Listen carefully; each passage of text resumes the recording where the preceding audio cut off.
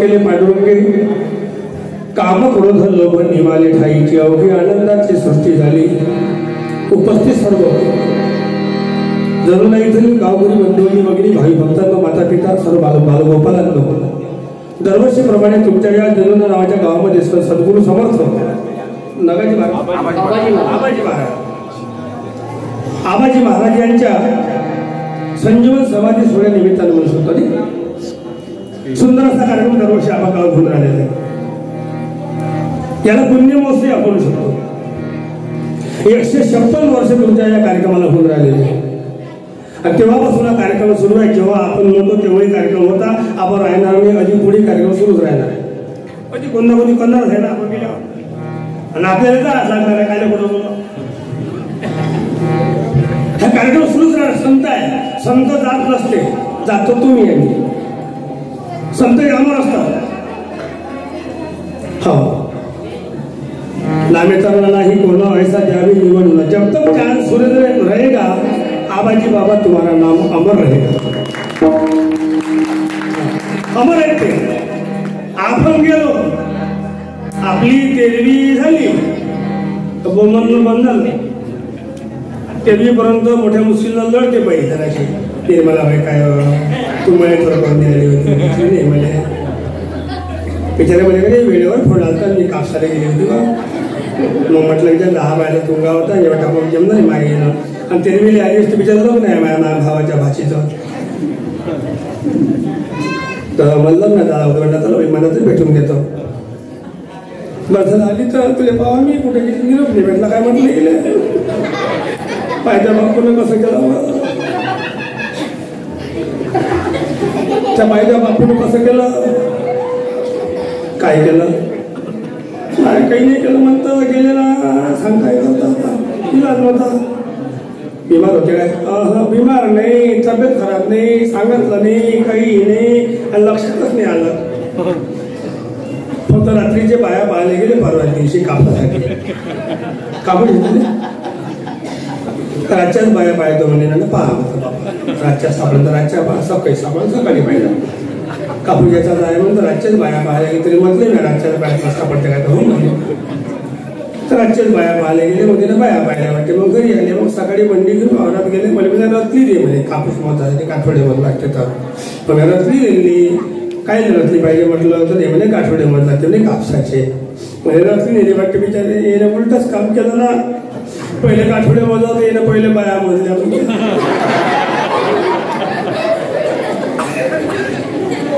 उलटच नाही केलं का. पहिले काय बाया आले मोजता होते कामाला बाया असून ती काय काय चुकारा काढले मोजले असं.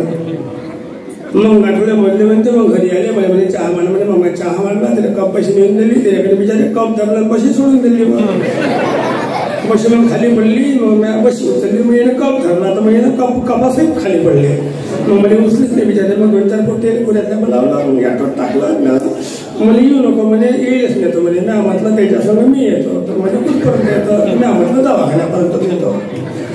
मग दवाखान्यापर्यंत मी गेली. दवाखान्यातले भरती केलं. डॉक्टरला सलाईन लावली. यायची लाईन लावली. सलाईन लावली नसती तर यायची लाईनच लागली नसती. मला बस आता भरच्या आहे जेवण करून जातो. आता नाही मी जेवण घेवत नाही त्याच म्हणतो नको जीव मला. पण आमचं म्हणणं काय झालं. 13वी झाली खतम झाला. अकर भाषा म्हणलं हो हो हा हा हे हाय हो हमा.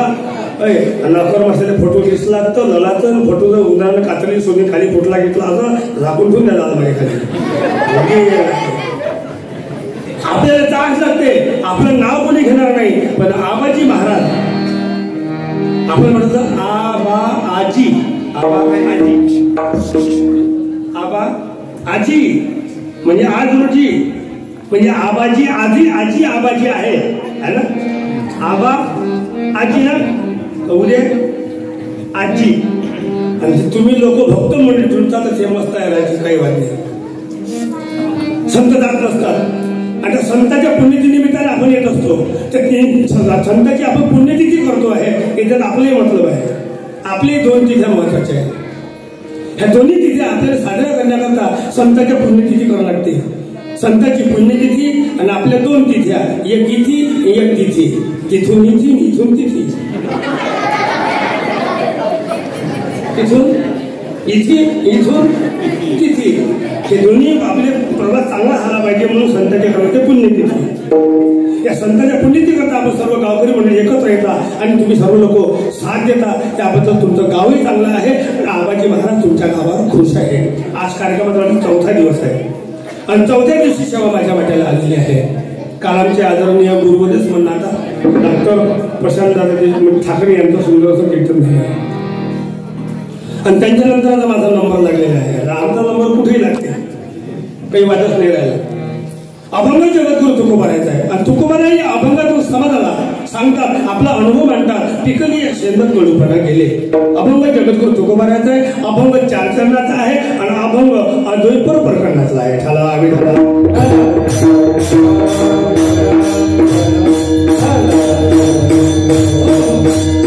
संतांच्या पुण्यतिथी आपण करतो आहे. संतांना आपल्याकरता काय केलं असते बाळा आपल्या सर्वांना माहित असते.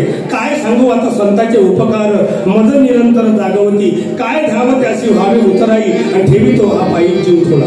जीव कधी अर्पण करता तर साधू संतांचे उपकार भेटत नाही. पहिलाचा मुद्दा असा, आबाजी बाबा या गावात यावं, या गावाची भूमी पावन करा, अनेक संतांच्या गावात पदार्पण करा आणि तुमचं जन्म नावाची भूमी पावन व्हा. त्या पावन भूमीत तुम्ही जन्म घ्या. भाग्यवान लोक आहे तुम्ही. पवित्र कुळा पावना तो देशा, पवित्र कुळा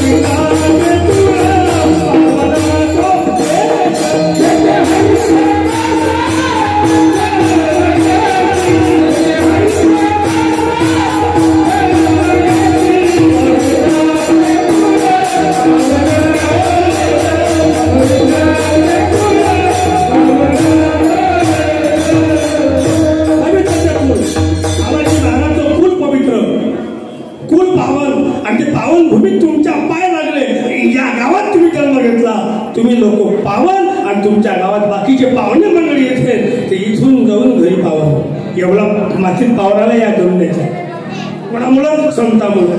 मग संतांचा सर्वच राहतात. संताला काही नोकरणे राहिली. संत बरेच संत आहे. हे आबाजी महाराज बांधलं आहे नाही, समोरचं नाही.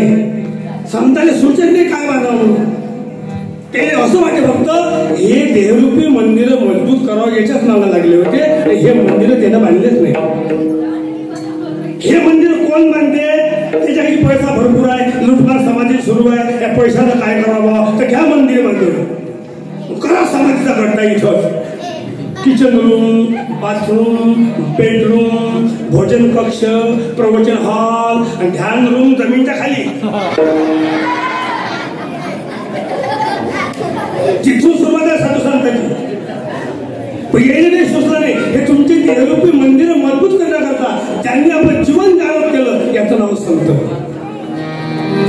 पाहिलं हे तुम्हाला देह मंदिर उभारलं तर उद्या खचते. मस्जिद उभारली तर उद्या खचणार आहे. पण खचलेलं मंदिर पुन्हा उभारता येते.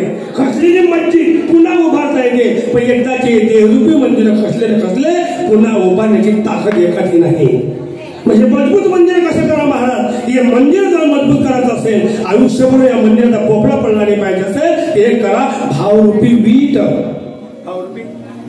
वीट भक्तिरूपी सिमेंट आणि प्रेम रूपी पाणी टाकून त्यात मसाला करा, चांगली जुडे करा आणि आयुष्यभर तुमच्या या शरीररूपी मंदिराचा देहरूपी मंदिराचा पोपळा पडणार नाही याची काळजी संतांनी घेतली. म्हणून त्यांची कीर्ती आज अजरामर आहे. संत साधे आहे का संत? जेलादी संत जाऊन राहिले आता. आणि आम्हाला भेव आहे आता. आमचा माझी माहीत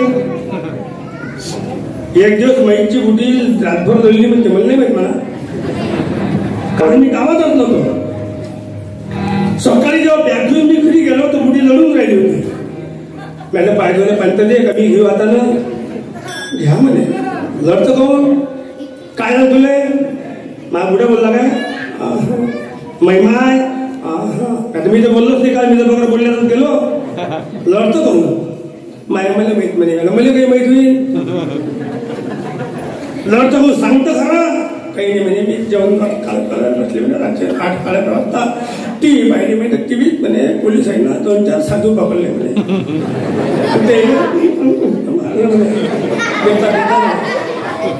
तर माझ्या तोंडातला घास असा हातचा घासच पडला म्हणे मग मी ताट झाकून ठेवलं म्हणे जेवली नाही म्हणे मी पाणी प्यायली माझ्या मन नाही करा म्हणे झोपली म्हणे मी तर माझ्या डोळ्याला रातभर म्हणे डोळ्याला म्हणे मारल्या कोण म्हटलं तू कायची काळजी करत होती डोळ्या खाऊन नाही म्हटलं नाही म्हणे माझ्या मन लागे नाही म्हणे राहे राहे राहे राहे राहे राहे